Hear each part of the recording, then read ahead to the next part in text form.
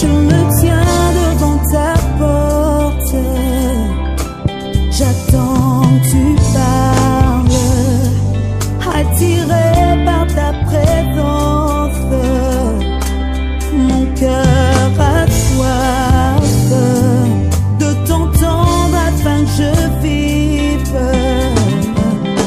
Seigneur, parle, il suffit que tu parles. Oh, oh, oh. Il suffit que tu parles. Oh, oh.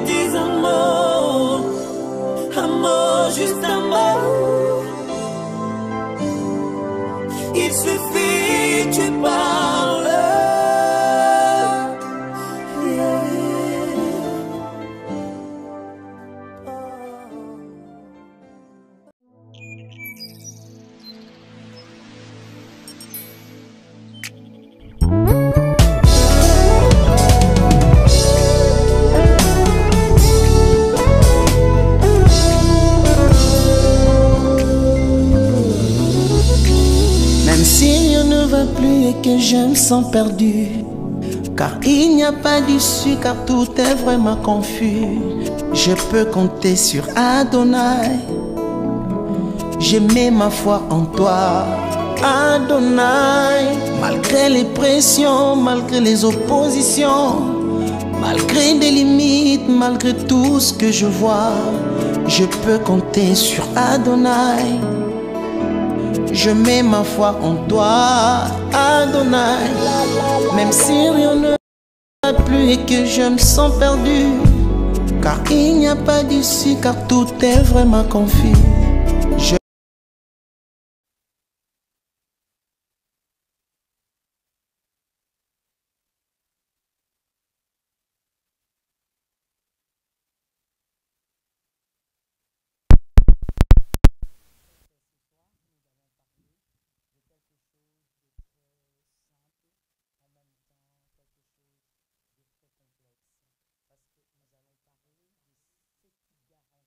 Mets ma foi en toi, Jésus.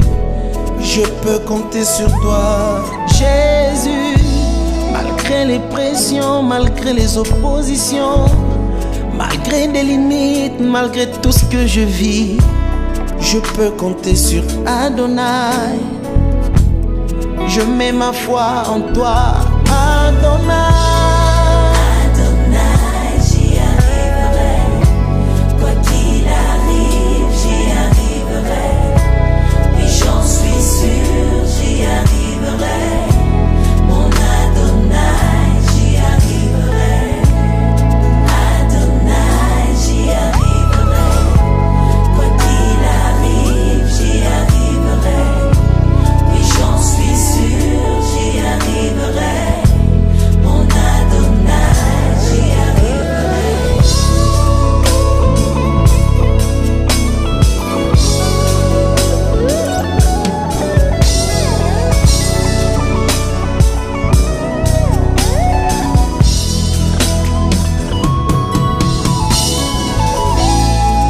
J'ai été créé pour toi, Jésus.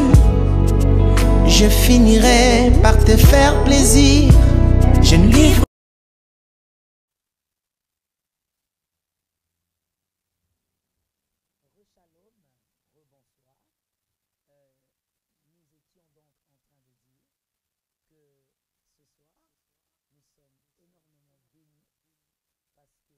Nous allons passer des moments de grâce.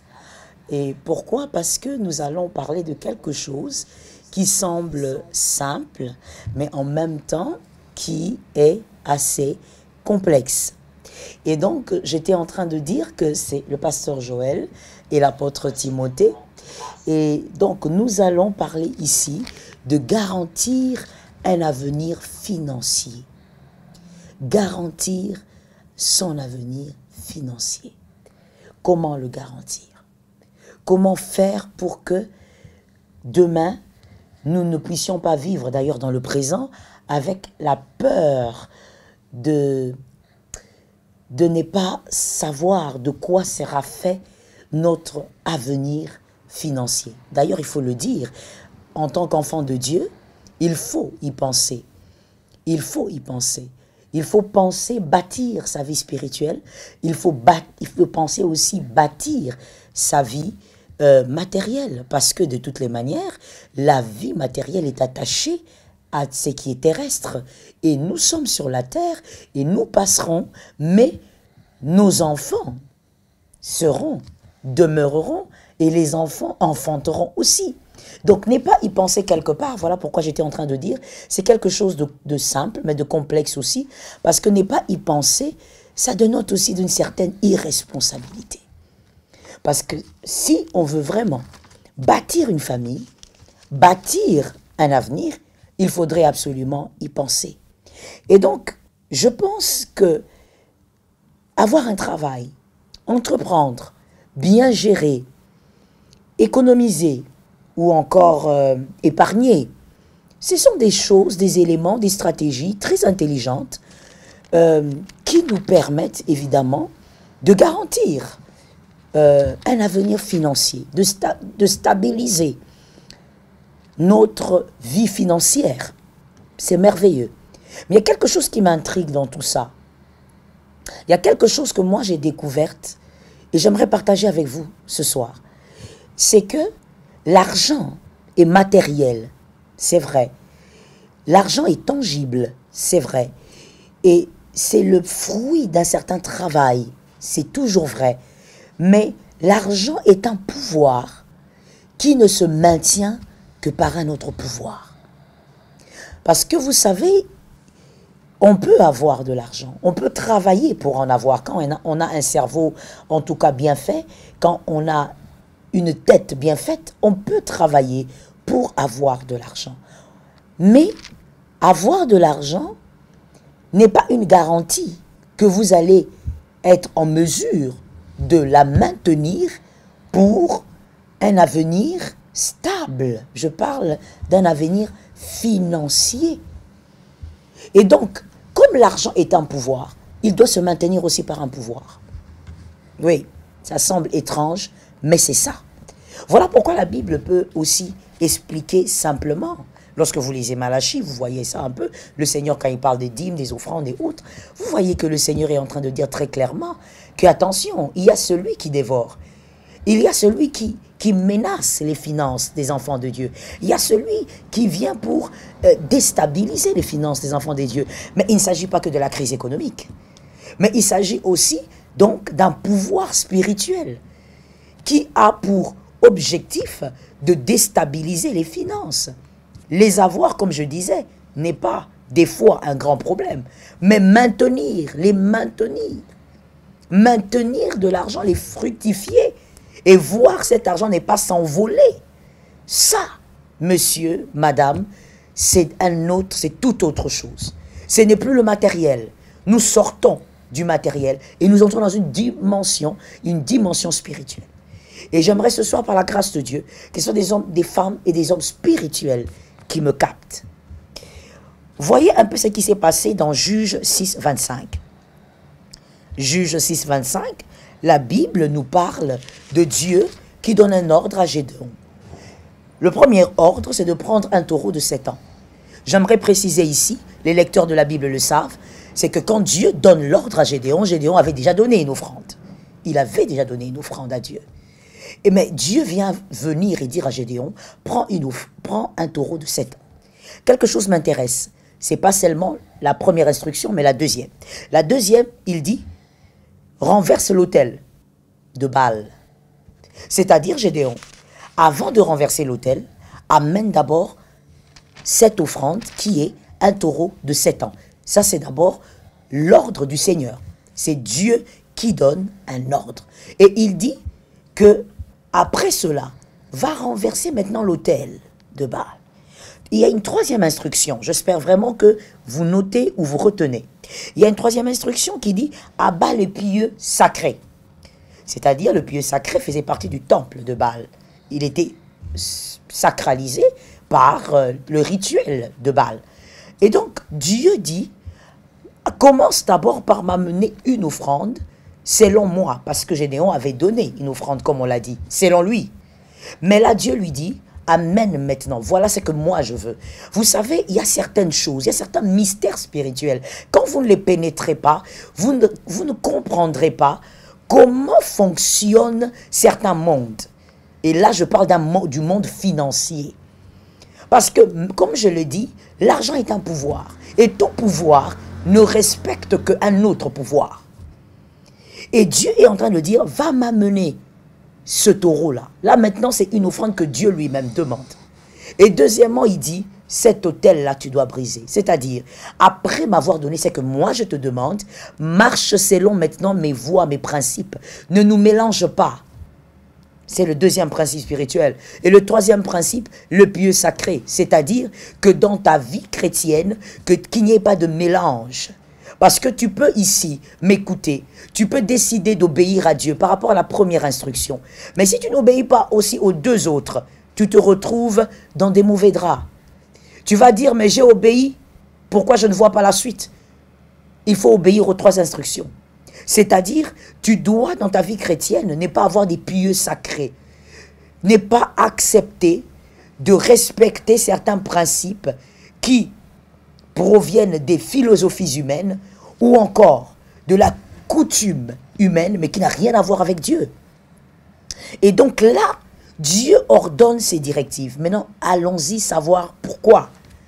Vous verrez, vous les lecteurs de la Bible, qu'après avoir obéi à Dieu, la Bible nous révèle que Gédéon a été victorieux face aux Madianites. Parce que le problème de Gédéon, c'était cette domination des Madianites sur Israël.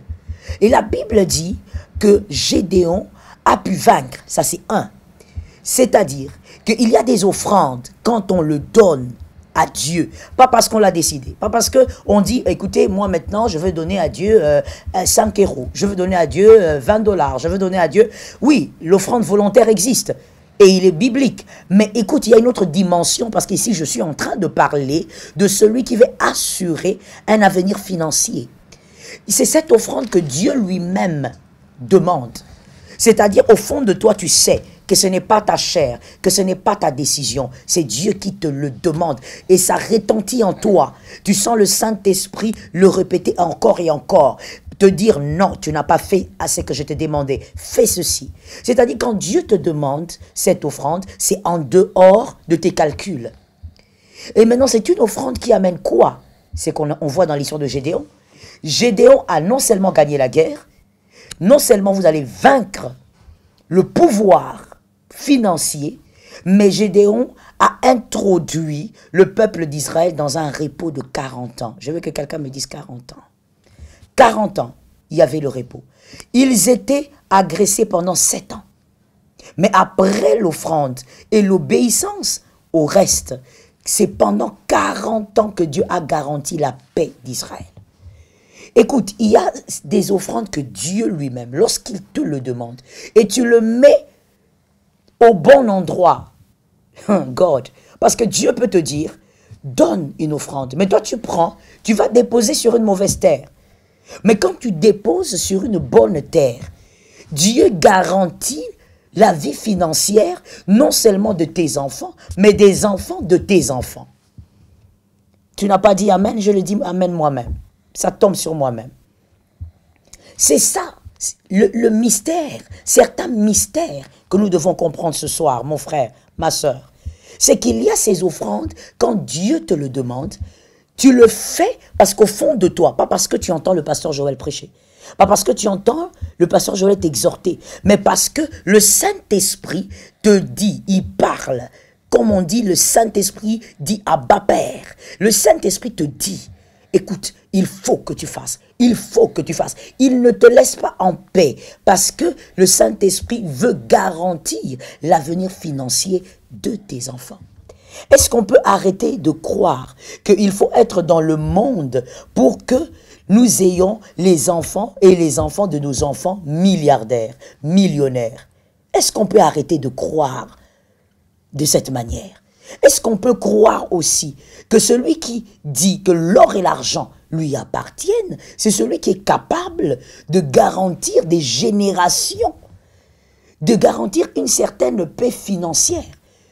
Gédéon a garanti, il ne pouvait pas imaginer que ce qu'il donnait, le fameux taureau, il ne pouvait pas croire que ça allait non seulement, lui ne voyait que la victoire. Oh, have mercy, Lord. Il voyait que la victoire. Mais il ne pouvait pas imaginer que cette victoire, après cela, la victoire, au fait, n'était que des miettes. N'est-ce pas, Annie? La victoire n'était que des miettes. Mais Gédéon se disait, on a souffert pendant 7 ans. Certainement que l'Éternel veut m'utiliser pour une grande victoire. Oui, c'est vrai. Mais Gédéon, tu vois trop petit. Quand Dieu te demande de faire quelque chose, en termes d'offrande, et que tu obéis, Dieu va au-delà de tes attentes. Gédéon n'a pas seulement vaincu, il a garanti 40 années de paix, de quiétude. Les enfants de ses enfants étaient dans la paix.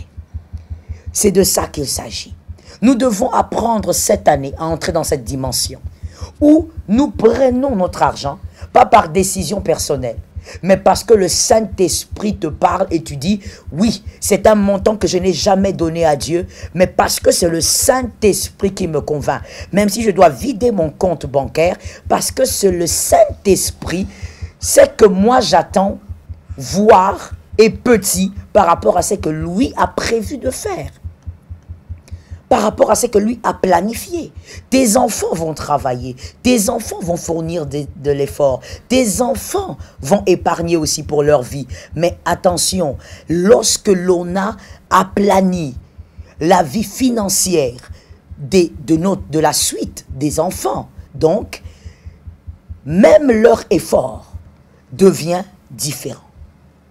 Et donc ce soir, je te parle de ces choses parce que le Seigneur m'envoie te dire, il est temps pour toi de garantir un avenir financier. Comme je le disais, pas parce que j'ai parlé, mais parce que le Saint-Esprit est déjà en train de te parler. Parce que le Saint-Esprit est déjà en train de te déranger. Parce que le Saint-Esprit est déjà en train de te convaincre de certaines choses. Parce qu'il a besoin aussi de voir ta suite vivre dans une autre dimension financière. Et donc, ici, il s'agit de quoi? Il s'agit de l'achat parcelle. L'achat parcelle. On en a parlé une fois, je crois. L'achat parcelle de l'église. Oh non, pas l'achat parcelle de la maison de qui que ce soit, mais de la maison de Dieu. Nous avons bâti le temple. Les âmes viennent y adorer Christ. Les âmes viennent vivre des grâces exceptionnelles par la grâce du Christ. Mais Dieu nous a aussi dit, mais vous devez l'acheter. Et les finances, c'est lui qui pourvoit. Et moi, je crois que tu fais partie de la prévision de Dieu. Dieu s'est organisé pour que toi aussi, que moi aussi, que nous tous, nous puissions mettre de l'argent au bon endroit par le parler du Saint-Esprit, afin que notre avenir aussi financier soit garanti. Il y a des choses qui doivent obéir à nos finances. Et parmi ces choses, il y a l'obéissance à la voix du Saint-Esprit. Mettre sur une bonne terre. Je ne sais pas s'il y a meilleur que ça. Je crois que meilleur que ça, non. Parce que acheter la terre pour l'église, pour que les gens viennent prier, viennent y recevoir Christ, c'est la même chose que mettre de l'argent pour l'évangélisation.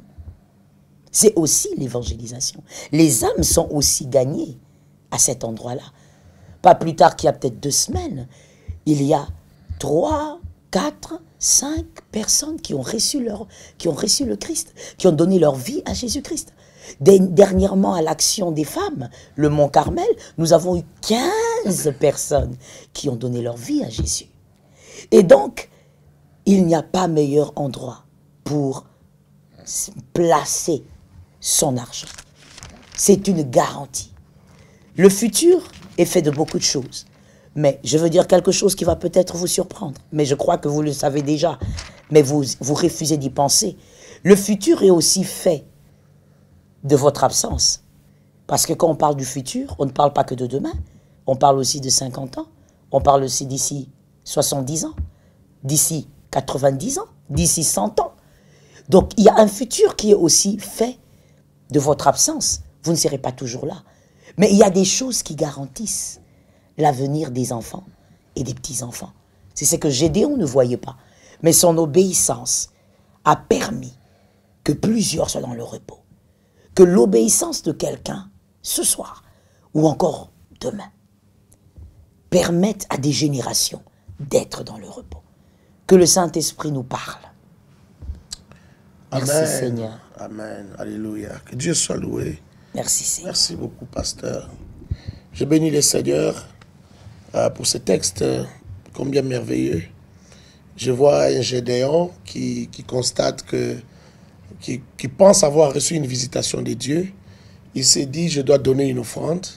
Il donne son offrande, si vous lisez le chapitre 6 des Juges. Il donne son offrande, mais le même jour, au soir, parce que la journée, lorsqu'il donne son offrande, il a posé un problème à Dieu.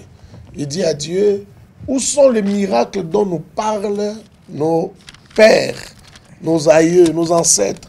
Où est la main de Dieu? Où est passé les dieux d'Israël? Et regarde aujourd'hui, il dit à l'ange de l'Éternel, regarde comment on souffre entre les mains des Madians. Nous sommes devenus des esclaves des Madians. Nous sommes dominés par les Madianites. Mais le soir, Dieu revient, après avoir consommé son offrande. C'est un peu comme l'offrande que tu donnes par toi-même, l'offrande que tu donnes de ton propre gré. Mais cette offrande que Gédéon a donnée la journée ne suffisait pas pour la mission que Dieu voulait lui confier. Est-ce que tu sais que pour chaque mission, il faut savoir adorer Dieu de la bonne manière? Est-ce que tu sais que pour chaque mission, il faut savoir croire en Dieu? L'offrande, c'est aussi croire en Dieu. L'offrande, c'est aussi faire confiance à Dieu. L'offrande, ça montre jusqu'à quel point tu crois que Dieu est réel, il est vrai. Jusqu'à quel point tu peux te sacrifier. Si tu crois que Dieu existe, alors sacrifie-toi. Dieu veut commissionner Gédéon pour qu'il puisse sauver Israël d'entre les mains des Madianites. Mais avant de lui donner cette charge, il lui demande une offrande. Il dit, donne-moi un jeune taureau, le jeune taureau de ton père, et puis un taureau de 7 ans. Donc 2 taureaux, le jeune taureau et un taureau de 7 ans. Et puis, casse l'autel. Pasteur Joël a déjà parlé du pouvoir. En parlant de l'autel, il a déjà parlé du pouvoir. Mais moi, je voulais insister sur ces offrandes, ces 2 taureaux que lui, Gédéon, n'avait pas, ne possédait pas, parce que ce n'était pas à lui. C'était le taureau de son père, et il devait trouver un autre taureau de 7 ans. Je ne sais pas s'il devait emprunter, je ne sais pas s'il devait prendre chez quelqu'un. Déjà que le taureau de son père, il n'avait pas la permission de le prendre. Et il a offert, si vous lisez l'histoire, vous allez voir que ça lui a même créé des problèmes avec les habitants du village, ces offrandes qu'il a données, mais aussi le fait d'avoir cassé l'autel, d'avoir brisé l'autel de Baal qui était là, pour élever un autel à Elohim, à l'Éternel, le Dieu d'Israël.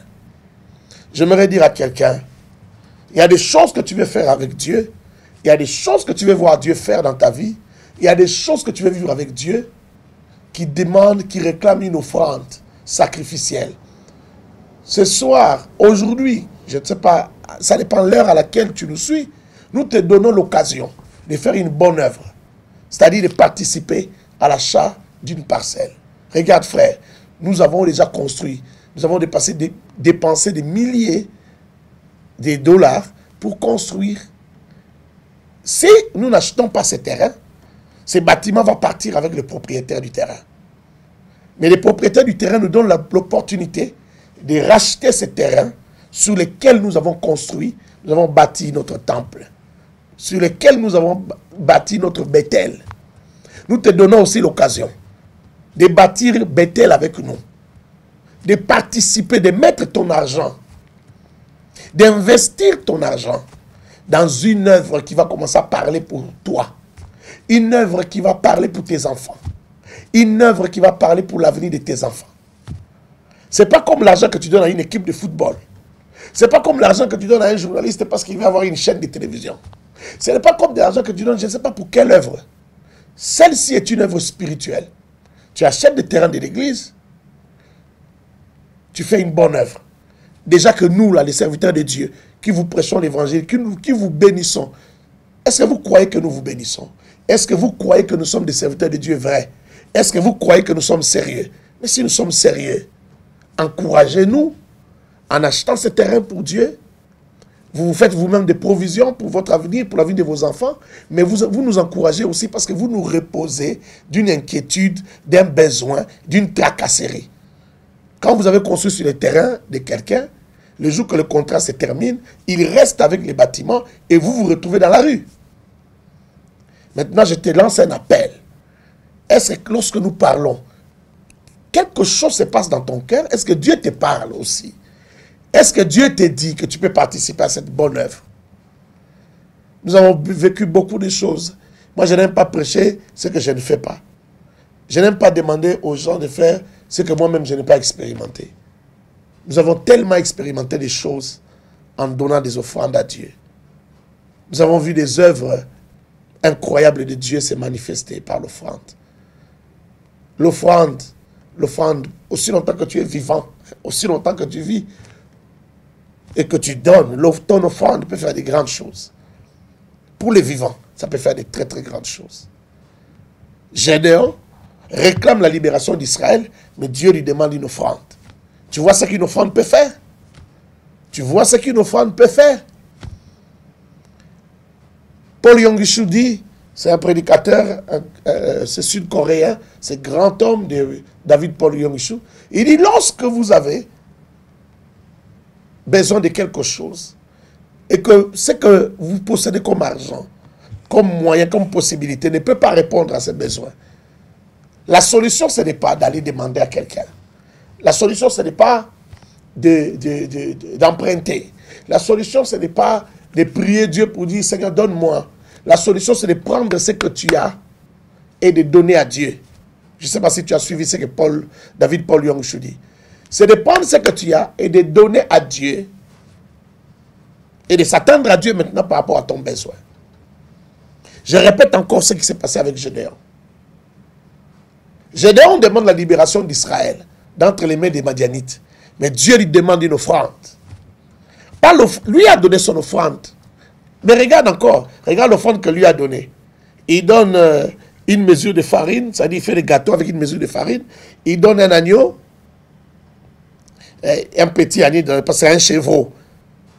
Donc le petit d'une chèvre. Et puis il donne du jus, il presse du jus. Il donne, c'est ça l'offrande qu'il donne la journée. Mais regarde le soir quand Dieu vient lui demander. Il lui demande 2 taureaux. Il lui demande 2 taureaux. Est-ce que Dieu peut te parler dans ton cœur pour que tu lui donnes une offrande sacrificielle? Pour acheter un terrain de 350 000 $, ça demande qu'il y ait des gens qui fassent des offrandes sacrificielles. Mais des offrandes qui peuvent racheter des grandes victoires. Des offrandes qui peuvent racheter des grandes destinées. Tu vas aller au ciel. L'offrande ne te donne pas le ciel. Le ciel, c'est ta foi. C'est ton obéissance à Dieu. Mais l'offrande va t'assurer des choses sur la terre. Et l'offrande va assurer des choses à tes enfants. Même après ta mort, ton offrande va continuer à parler. Ton offrande va continuer à crier. Même après ta mort, ton offrande va continuer à crier. Est-ce que nous parlons à quelqu'un? Est-ce que quelqu'un peut commencer à se manifester pour dire, vous avez déjà beaucoup parlé, voilà, moi je m'engage à faire ceci. Voilà, moi je m'engage à faire ceci pour que vous puissiez acheter ces terrains-là. Depuis un moment, nous avons commencé à faire l'appel pour l'achat. Mais nous sommes encore en dessous de 30 000 $. Il nous faut plus de 300 000. Et il faut dire que la construction du temple n'est pas encore finie. Mais nous croyons que Dieu va susciter des hommes, des femmes dans le monde entier qui aiment Dieu, qui veulent servir Dieu, qui n'aiment pas Dieu seulement des bouts de lèvres, qui n'aiment pas Dieu seulement des bouts de lèvres, mais qui aiment Dieu avec leur cœur, qui vont participer à l'œuvre de Dieu. Je sais que beaucoup de gens sont devenus très sensibles à l'argent. Ils n'aiment pas qu'on parle de. Quand ils parlent de l'argent, ils fuient. Ils disent, ce sont des aventuriers. Ce sont des gens non sérieux qui parlent de l'argent. Non, frère. L'argent, l'argent, tout le monde en parle. Celui qui dit ça ou qui fait ça, il fait semblant et il est hypocrite. Même toi, tu parles de l'argent. Dans les secrets, tu parles de l'argent. Tu as des besoins pour nourrir tes enfants. Tu as des besoins pour t'acheter une maison, pour t'acheter je ne sais pas quoi. Donc, c'est attaché à la vie de l'homme. C'est inhérent même à la nature humaine et à la vie humaine. Quand on construit une église, on doit avoir un terrain pour construire une église. Quand on fait l'évangélisation, on doit avoir l'argent pour faire l'évangélisation. Même comme nous vous parlons là, nous avons utilisé l'argent pour que vous puissiez nous capter. Et Dieu seul sait combien ça coûte ici. Et juste que nous puissions communiquer avec vous. Combien ça coûtait. Vous savez, il ne faut pas être allergique. Et ça, c'est l'œuvre du diable. C'est le travail du diable. Les diables qui veut intoxiquer les enfants de Dieu. Comme si chez les diables, on ne donne pas des offrandes. Chez les diables, on donne des offrandes, plus que les offrandes que nous donnons pour l'œuvre de Dieu. Là-bas, on prend même des enfants, tes propres enfants, on te prend comme sacrifice. Quand tu refuses de donner, on les prend comme sacrifice. Que les diables ne te mentent pas. C'est l'œuvre de Dieu. Et j'aimerais t'exhorter, t'aider à comprendre cela. Notre sœur Mireille Kamol dit, je m'engage à faire quelque chose. Daddy. Ok, ça on ira ici. Tu ne peux pas dire les montants ici. Parce que tu peux dire les montants ici. Si tu ne peux pas les dire ici, dis-les nous-mêmes sur WhatsApp. Tu peux nous écrire sur WhatsApp et nous donner les montants. Parce que nous aimerions bien avoir les montants pour lesquels vous vous engagez. Voilà, Dieu vous bénisse, Pasteur Joël.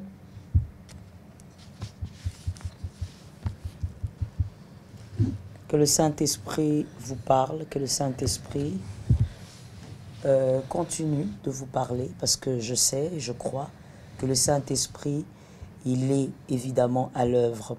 Pourquoi? Parce que c'est son œuvre, tout simplement. Parce que c'est son œuvre, et quand il est dans une œuvre, il parle aux âmes, parce qu'il veut achever ce qu'il a commencé. Quand il commence, il achève. Moi, je suis tellement convaincu qu'on va acheter cette terre, et donc, ça serait dommage si tu ne participais pas à cette belle œuvre, parce que ce qui est sûr, c'est qu'elle sera achetée par la grâce de Dieu. Et le témoignage viendra, les miracles qui vont s'y passer, les personnes qui vont y mettre leurs pierres, leurs descendance vont participer à des choses extraordinaires. Vous savez, il y a une chose que j'aime dire pour exhorter les hommes, les femmes sur l'attitude spirituelle à avoir en tant que mère, en tant que père. Je dis souvent, s'il y avait pour certaines personnes des précurseurs qui avaient agi d'une certaine manière, qui avaient accompli certains actes, il y a des erreurs que vous n'auriez jamais commis. C'est ça la vérité. Parce qu'il y a certains actes qu'un parent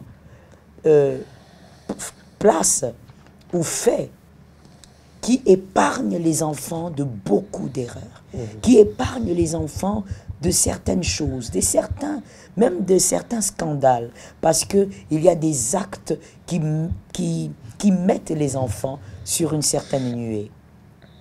Vous placez les enfants de vos enfants sur une certaine nuée. Il y a donc des choses qu'ils évitent, pas parce qu'ils le veulent, mais parce qu'il y a des précurseurs, il y a eu des parents qui ont été sages, qui ont eu une sagesse d'en haut, une sagesse divine pour agir d'une certaine manière. Alors je crois que le Saint-Esprit va évidemment parler, va parler aux personnes qui sont attachées à cette œuvre, attachées à ce grand témoignage qui est à venir. Et évidemment, vous devez, comme je l'ai dit, comme la Bible d'ailleurs le dit si bien, vous ne donnez pas parce que vous avez décidé par vous-même, mais vous donnez parce que le Saint-Esprit a donné un ordre à votre esprit.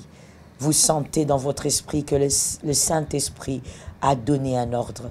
Il y a une instruction qui passe dans votre esprit et vous savez que vous devez le faire, que cette obéissance-là ne provient pas de vos désirs, mais ça provient d'une instruction, d'un ordre que votre esprit a reçu, venant de l'Esprit supérieur, le Saint-Esprit. Et donc, que l'Éternel vous aide à accomplir. Parce que très souvent, il parle, mais l'obéissance, c'est tout autre chose. Il peut parler, mais l'obéissance est notre part. Lui vous pousse à l'obéissance, mais ne vous forcera jamais. Et donc, qu'un futur parent, aujourd'hui, soit convaincu du parler du Saint-Esprit et fasse quelque chose pour Dieu, mais pas une chose habituelle. Parce que quand le Saint-Esprit parle, on l'a si bien lu, c'est très différent de l'offrande que vous décidez librement de donner. Quand le Saint-Esprit parle, généralement, il veut vous introduire dans une dimension de foi, dans une dimension du surnaturel. Et quand lui, il veut vous introduire dans le surnaturel, il ne vous donne pas des instructions naturelles, c'est-à-dire des instructions évidentes. Il vous donne des instructions qui vous dépassent, des instructions où vous vous dites, ça va brouiller mes calculs, ça va me mettre dans un petit désordre. Le Saint-Esprit, lorsqu'il donne des instructions, ça dépasse toujours l'entendement de l'homme. Ça a commencé avec le père de la foi, Abraham, jusque dans les Apocalypses. Nous voyons que quand lui parle, ce n'est jamais des choses simples à faire.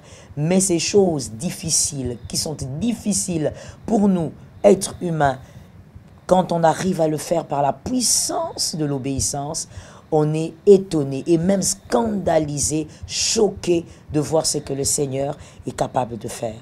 Donc, fais-le, fais-le. Fais-le sans hésiter. Fais-le sans te poser beaucoup de questions. Si Abraham s'était posé des questions, il n'aurait jamais eu le titre du père de la foi. Fais-le. Fais simplement ce que le Saint-Esprit te dit. Parce que tu as décidé. Parce que tes calculs ont décidé. Parce que ta banque a décidé. Je veux dire donc, c'est que ton compte bancaire est en train de te communiquer dans ton esprit. Mais fais quelque chose parce que tu es convaincu que ça, c'est le parler de Dieu. Tu es le parler de Dieu qui va t'introduire dans une dimension de grâce et de victoire. Merci Seigneur, je le crois fermement. Amen, amen, amen. Que Dieu soit loué. Que Dieu vous bénisse abondamment. Que la grâce du Père soit votre partage. Amen. Voilà là une occasion. Voilà une occasion pour expérimenter quelque chose avec Dieu. Apprendre quelque chose d'autre avec Dieu. Il y a des choses dans la Bible. Lorsque vous lisez la Bible, il y a des choses que vous expérimentez parce que vous avez prié. D'autres que vous vivez parce que ce sont des promesses inconditionnelles. Mais il y a des choses, des miracles que vous n'entendrez que dans les témoignages des autres, que vous ne vivrez pas, parce que ces miracles-là réclament la foi. Pas une foi seulement dans le cœur, mais une foi agissante. Il y a des miracles qui réclament que tu poses des actes. Tu entendras quelqu'un témoigner. Mais toi, ça ne t'arrivera pas. Pourquoi? Parce que lui, ça lui est arrivé parce qu'il avait posé un acte avant. Quand est-ce que tu expérimenteras aussi des choses du genre, depuis que j'avais donné mon offrande pour bâtir les temples, ou pour acheter la terre, pour acheter la parcelle d'une église, voici telle chose, j'ai commencé à vivre telle chose dans ma vie. Voici tel changement est entré dans ma maison. Voici l'enfant qui manquait l'intelligence à l'école. L'enfant est maintenant parmi les meilleurs élèves. Comment tu auras de ce genre de témoignages? Parce que ce genre de témoignages, il y a des témoignages qui réclament une action de foi de ta part. Exactement. Il y a des miracles que les gens ne vivront pas. Il y a des témoignages que certaines personnes ne donneront jamais. Parce que leur foi ne leur permet pas d'accéder à cela. C'est ce genre de foi ici. Une foi qui réclame une action. Tu n'as pas posé d'action. Il n'y a pas eu d'acte. Certains témoignages que tu entends, c'est parce que les gens ont posé des actes. Exactement. Ils ont cru jusqu'à poser des actes. Exactement. Abraham, on l'a appelé le père de la foi. Parce que quand Dieu lui a demandé Isaac, il n'a pas résisté. Il a donné. Déjà père de la foi parce qu'il a attendu pendant longtemps. Dieu le rencontre à 75 ans et Dieu lui donne l'enfant à 100 ans. Il a attendu 25 ans. Il faut être Abraham pour attendre ainsi. Et puis tu attends encore que l'enfant ait 13 ans et on te demande cet enfant. Au lieu que Dieu prenne cet enfant pour le tuer lui-même, Dieu te dit, toi prends les couteaux et tue cet enfant. Donc donne-moi cet enfant en holocauste. Est-ce que vous voyez quel niveau d'épreuve? Si ce que nous disons peut être une épreuve pour toi, c'est une bonne épreuve. Parce que éprouver veut dire quoi? Éprouver veut dire examiner et apprécier, c'est-à-dire juger et apprécier, c'est-à-dire donner une cote. Que Dieu te donne une cote favorable par rapport à ta foi. Est-ce que tu crois que cette œuvre est l'œuvre de Dieu? Est-ce que tu crois que cette œuvre peut te bénir? Vous voyez? Regarde quand nous prêchons, ça arrive dans les églises, même dans les réseaux sociaux. Quand nous disons Dieu va te bénir, les gens crient Amen. Ils sont nombreux à suivre. Ils sont nombreux à faire des commentaires. Mais quand on commence à leur parler de ce qu'eux doivent faire, de l'argent qu'eux doivent donner pour l'œuvre de Dieu, quand on leur parle de leur participation, ils se déconnectent. Ils disent plus Amen. Ils ne commentent plus. Parce que très peu ont la foi d'agir. Très peu ont la foi de poser des actes. Beaucoup trouvent des prétextes. Ah, mais ils parlent de l'argent. Ah, mais pourquoi on demande l'argent? Ah, les gens qui demandent l'argent, il faut bien voir. Vous voyez? Ce sont des prétextes que l'on trouve pour échapper à quelque chose ou à la voix de Dieu qui veut parler à ton cœur. Tu veux échapper à cette voix. simplement parce que tu n'as pas la foi de poser des actes. Mais il y a des grandes victoires qui n'appartiennent qu'à ceux qui peuvent poser des actes. Nous attendons que toi, tu poses un acte. J'attends que tu nous écrives. J'attends que tu nous écrives, que tu poses un acte. J'ai béni toutes les personnes qui ont donné de leur argent pour que nous puissions arriver à ces 30 000 là que nous avons déjà. Que Dieu bénisse toutes ces personnes. Amen. Que Dieu se souvienne de vous, de vos enfants. Que Dieu se souvienne de votre vie, de votre histoire. Amen. Qu'à chaque fois que vous crierez à Dieu, à chaque fois que vous appellerez Dieu, à chaque fois que vous serez en détresse, que l'Éternel réponde, mais voici. Amen. Que toutes les prières, les jeûnes, les sacrifices des enfants de Dieu, de l'AENA, depuis que l'AENA existe, depuis que des hommes de Dieu ont prié, ont invoqué Dieu, ont sacrifié de leur temps, de leur énergie pour chercher Dieu, que tous ces sacrifices-là, leurs bénéfices deviennent aussi votre partage. Amen. Que leur Dieu devienne votre Dieu. Amen. Que les mystères qui accompagnent leur vie et leur ministère deviennent aussi votre partage. Amen. La Bible dit, si vous donnez un verre d'eau à l'un de ces hommes qui servent Dieu, de ces petits, ou de ces prophètes, leur récompense sera aussi votre récompense. Amen. Mais ici, je parle du temple, je parle de l'achat de la parcelle. Mais tous les gens qui ont travaillé dans cette moisson, en jeûnant, en priant, pour gagner les âmes, que leur récompense devienne aussi vos récompenses à vous. Amen. Parce que vous avez participé à la même œuvre qu'ils sont en train de bâtir. Que l'Éternel se souvienne de vous. Amen. Que l'Éternel se souvienne de vous. Que l'Éternel bâtisse vos destinées. Amen. Que l'Éternel bâtisse vos vies. Amen. Vous savez quoi? Avec Dieu, si ce n'est pas vous qui les faites, Dieu va ouvrir une porte quelque part. Et Dieu va les faire. Mais si vous participez, vous ne manquerez pas votre récompense. Amen. Je crois que Dieu cherche quelqu'un qu'il veut bénir. Dieu cherche quelqu'un Amen. dont il veut changer la vie. Que Dieu vous bénisse. Amen. Nous avons besoin de vos réactions. Vous pouvez nous écrire aussi sur notre WhatsApp. Vous connaissez notre numéro WhatsApp. Écrivez-nous, contactez-nous pour cette bonne œuvre. Que Dieu vous bénisse. Amen. Si Pasteur Joël a quelque chose à dire, nous allons le dire et nous allons vous quitter tout en espérant que vous allez partager cette vidéo. Partagez avec vos amis, partagez avec la famille. Faites arriver ces messages aux gens que vous voulez voir bénis. Faites arriver ces messages. Amen. Faites arriver ces messages. Que les gens qui aiment nous écouter, écoutez nos messages, écoutez nos prédications, qu'ils écoutent aussi ces messages. Amen. Qu'ils jugent par eux-mêmes. Est-ce qu'il est bien seulement que nous puissions vous prêcher? Est-ce qu'il est bien que nous puissions bâtir une maison, une grande maison comme celle-là? Mais que nous puissions manquer les moyens d'acheter cette terre. Et que nous ayons la paix de continuer à préparer de bonnes prédications pour vous prêcher. Est-ce qu'il est convenable que nous soyons tracassés pour une affaire de terre? Est-ce qu'il est convenable?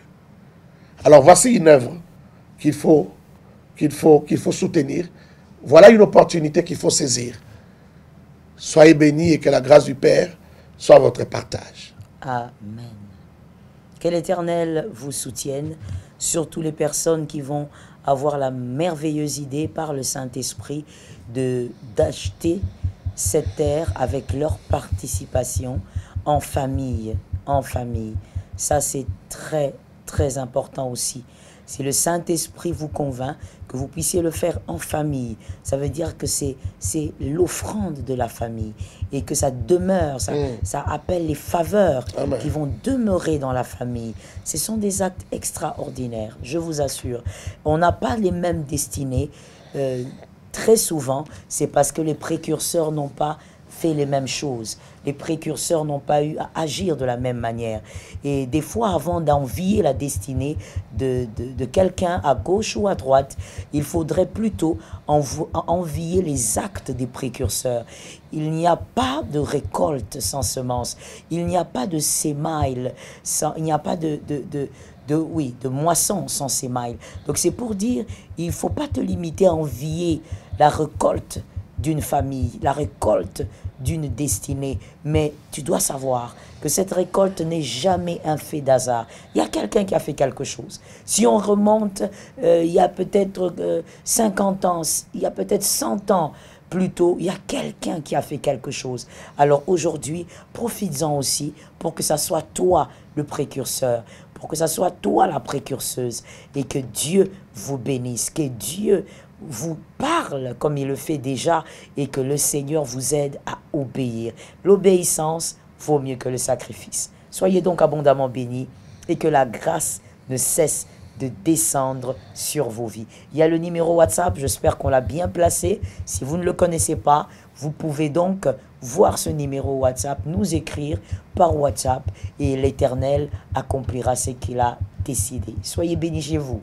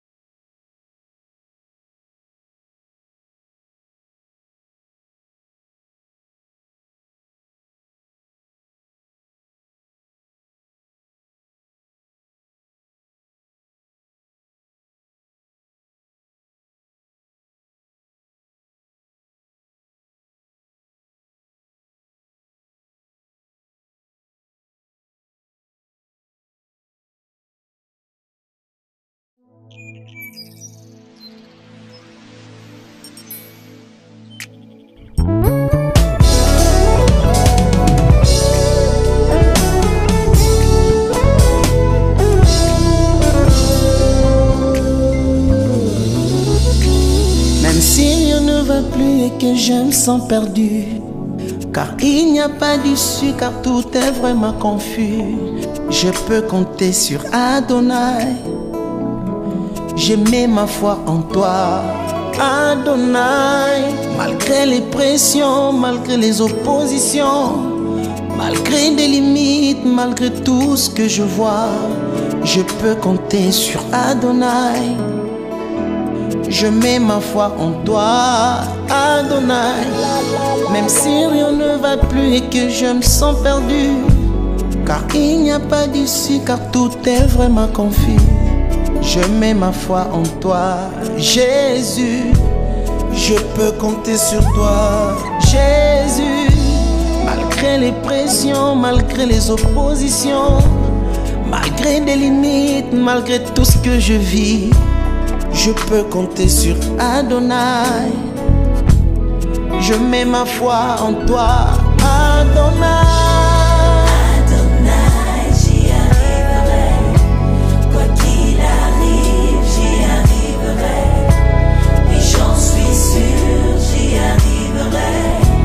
Mon Adonai, j'y arriverai.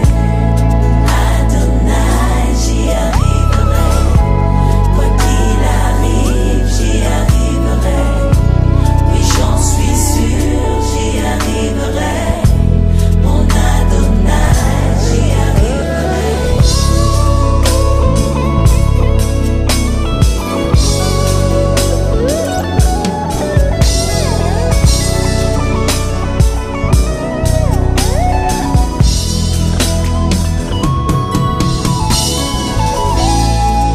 Je t'ai créé pour toi, Jésus.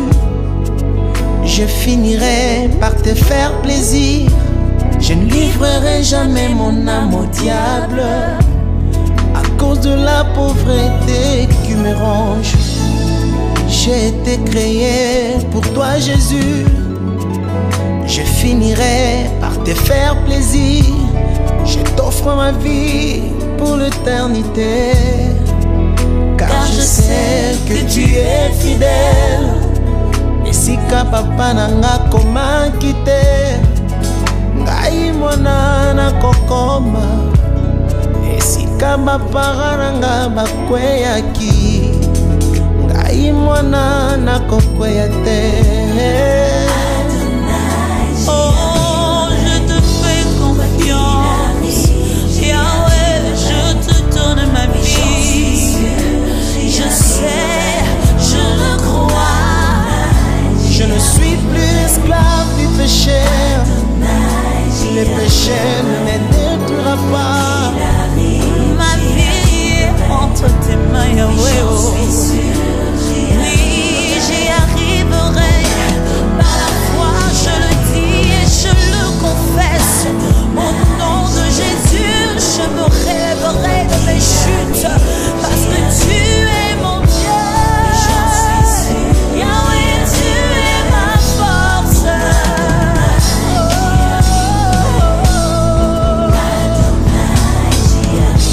Et Kosima Kaka, Ebenezer. Oh Yahweh,